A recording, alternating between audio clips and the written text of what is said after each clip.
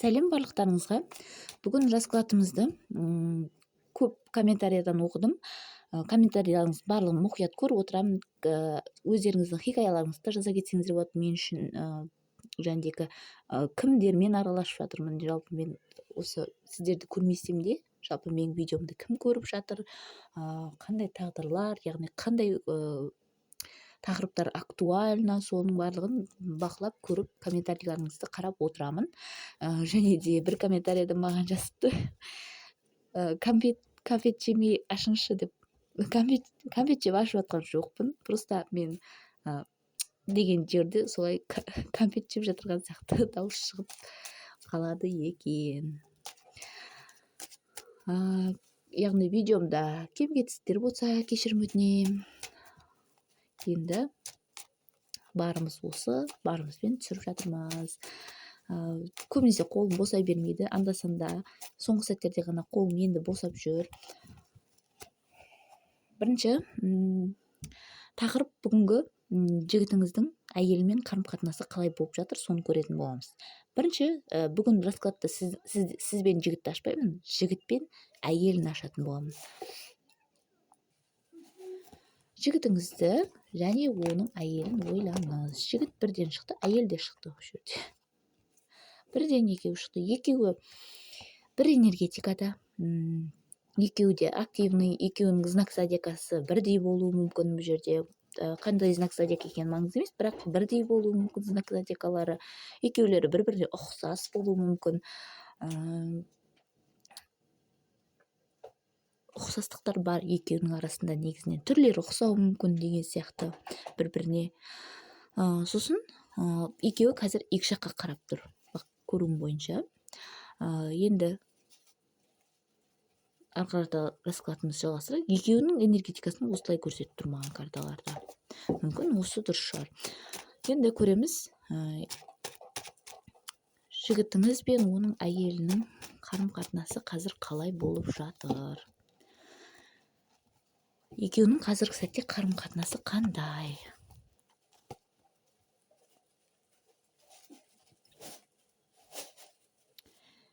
Екеуінде қазір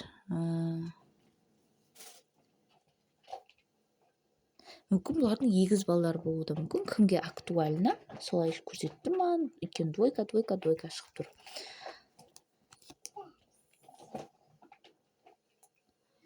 Екеуі қазір қарым-қатынастарында екеуі бір-бірлеріне сезім бар деп айта алмаймын. Көбінесе әйел жақтан бұл ер азаматқа жәндегі нейтрально қарап тұр әйел күйеуіне. Яғни бір сезімі асып тасып жатыр деп айта алмаймын. Бірақтан да жәндегі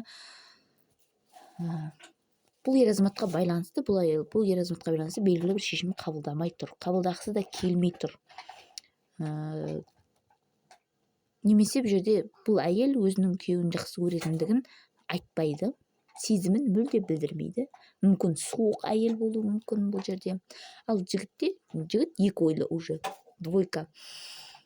Сізбен бір қарым-қатынасы, келесіде әйелмен қарым-қатынасы деген сияқты. Бірақ жігіттің әйелін мүлде сүймейді, жақсы көрмейді деген сөз емес бұл жерде. Бірақтан да біресе әйелінің қылықтары, домашний деласы барлығы ұнап, көңілінен шығып қалады. Кейде кейбір нәрселері раздражать ететіндігі де көрсетіп тұр. Яғни ашуына тиіп, ұнатпай қалатын кездерде болады, ұнататын кездерде болады бұл жерде әйелін.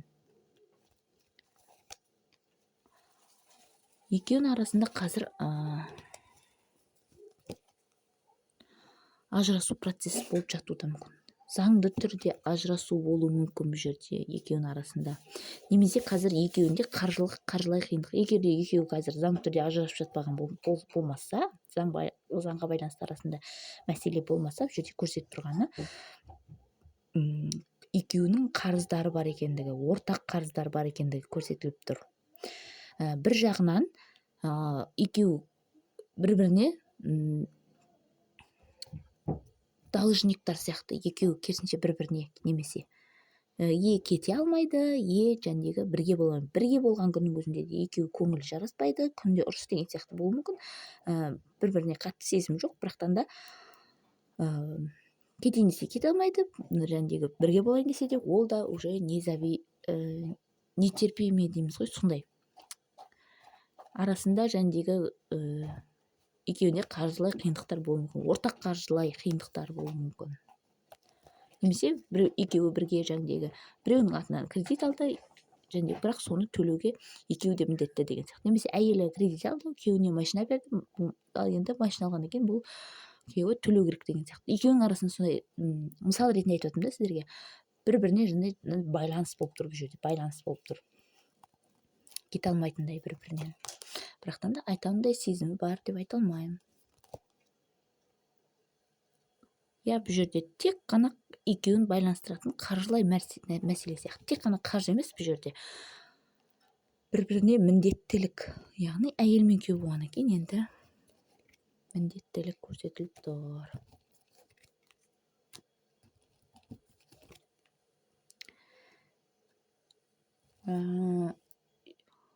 Бұл жерде екеуінің қарым-қатынастарын басқа адамдардың талқылағандығы көрсетіліп тұр.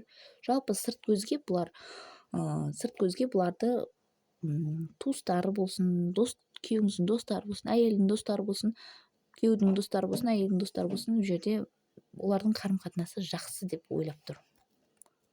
Яғни өткен сәтте жақсы болған деп ойлап тұр. Ал қазіргі сәтте қалай көреді екен басқа адамдар? Қазіргі сәтте жұрттың ойлауынша, яғни таныстарының, жалпы туыстарының ойлауынша, қазір жігіт көбінесе әйелін баяғыдай ұнатпайды, баяғыдай сыйламайды деген сияқты. Көбінесе кетіп қалады.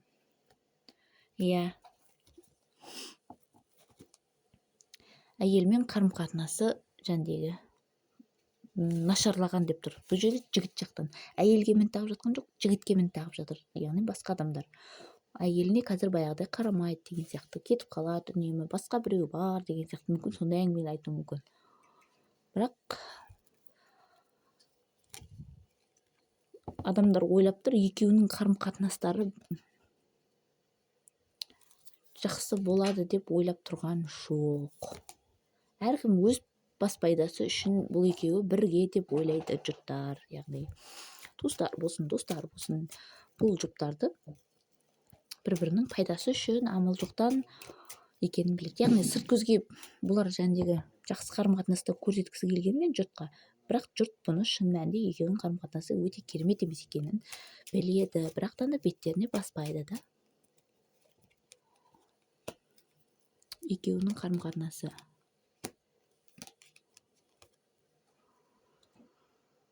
Бұл жерде бұл жігіттің әйелі күйеуінің басқа біреу бар екенін біліп қойған болуы мүмкін. Сол жағынан бұл жерде көңіл қалу түсіп тұр. Көңіл қалу түсіп тұр. Екеуінің арасында қазір қарым-қатынастарын жақсартуға шанстар бар екендігі де көрсетіліп тұр бір жағынан.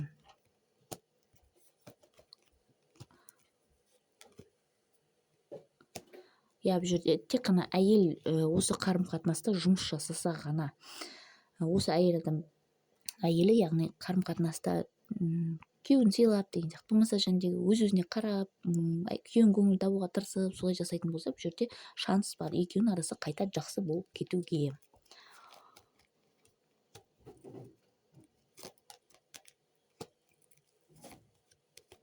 Бірақтан да әйелде олай күйеуінің алдында түскісі келмейді, шамалы тәкаппар, көкірек болуы да мүмкін. Өйткені бұл жерде әйелді дьявол жібермей тұр. Яғни қырсықтығы, ол кезінде жүрегім жаралады, сындырды ғой деген сияқты. Яғни басқа біреумен бар болған білуі де мүмкін. Сол себепті бұл жерде әйел қазір олай жасамаймын деген сияқты сондай позицияда көрсетіліп тұр. Яғни дьяволдың жетегінде, яғни күйеуіне көңіл бөліп, өзін әдемелеп, күйеуін көңіл табуға тырысып, олай емес, керісінше мен көңіл тапсын, мен керісінше бұған ренжулімін деген сияқты. Күйеуіме мен ренжулімін қайта деген сияқты сондай позицияда тұр.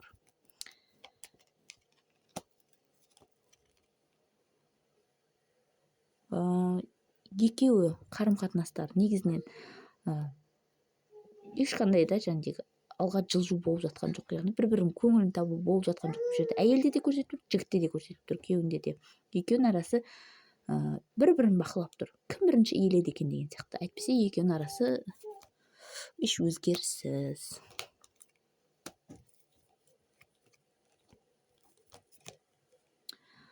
Бұл жерде жігіт көбінесе әйел екеуі ұрысып қалған кездерінде, келіспей қалған кездерінде күйеуі үйінен шығып кетуі мүмкін. Шығып кетіп, яғни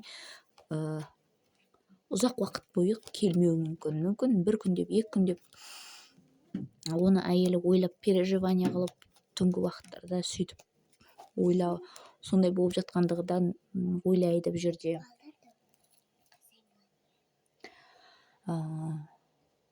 Бұл жерде жігіт ашуланған кезде, әйелмен ұрысқан кезде үйінен шығып кетеді және ұзақ уақытқа үйіне келмейді. Мүмкін бір күндеп, мүмкін түнімен келмеуі мүмкін, таң ата бірақ келмеуі мүмкін. Сол кезде әйел оны іздеп, жалпы не істеп жатыр екен деген сияқты переживания да болады. Басқа біреумен қарым-қатынас құрып кетті ме екен, менімен қарым-қатынасын уже бітірді ме екен, өзі үйден шығып кетіп, ер адам 40 қадам үйден аттағасын бойдақ деген сияқты сондай позицияны ұстанып кетті ме екен, басқа елдерге барып қойды ме екен деген сияқты сондай переживанияда, яғни өздері ұрысып алып солай ойлап отыратындығы көрсетіліп тұр. Жігітіңіз бен әйелдің арасында қандай қазіргі сәтте екеуінің арасы? Екеуі бір-біріне манипуляция, сен болмасаң басқа біреу бар деген сияқты сондай екеуі бір-біріне мен басқа адамға кетемін деген сияқты сондай сөздер айтылғанмен, оның бәрі өтірік бәрібір.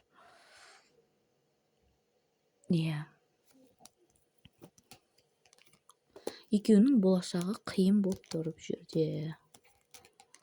Өйткені бұл жерде үшінші адамның болуы, яғни сіздің махаббат үштігі ғой бұл жерде. Сол жағы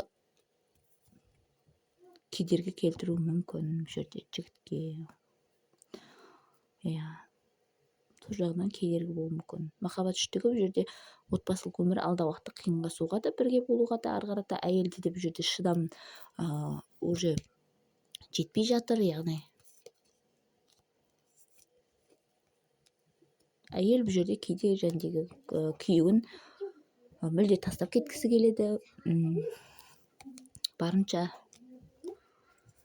оны көргісі келмеуі де мүмкін. Бұл жерде әйелдің көп ойы басқа жаққа бұрылып кетіп, қисық жолмен жүріп кете ма деген сияқты сондай уайымы көп әйелде. Неше түрлі нәрсе ойлайды әйелі. Бірақтан да бұл жерде әйел сонда да отбасылық өмірді ақылмен, мимен ұстап отырғандығы күйеуін көрсетіп тұр. Бұл әйел верховная жрицаға жүгінуге қорқады, солай түсіп тұр. Күйеуімді өзімнен кетпейтін қылып алсам деген сияқты ойды да ойлайды, бірақтан да бір жағынан одан да қорқады олай жасауға да. Басқа жағынан зияны келеді ма деген сияқты.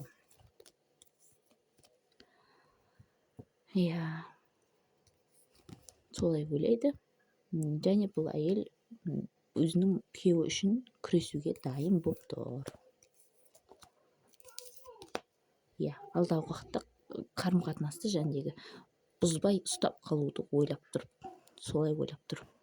Отбасылық өмірін тұрақтандыруды ойлап тұр. Ақылмен, бұл жерде магиямен, тағысындағы емес, ақылмен, мимен, жігітті күйеуін ақылмен, мимен ұстауды ойлап отыр.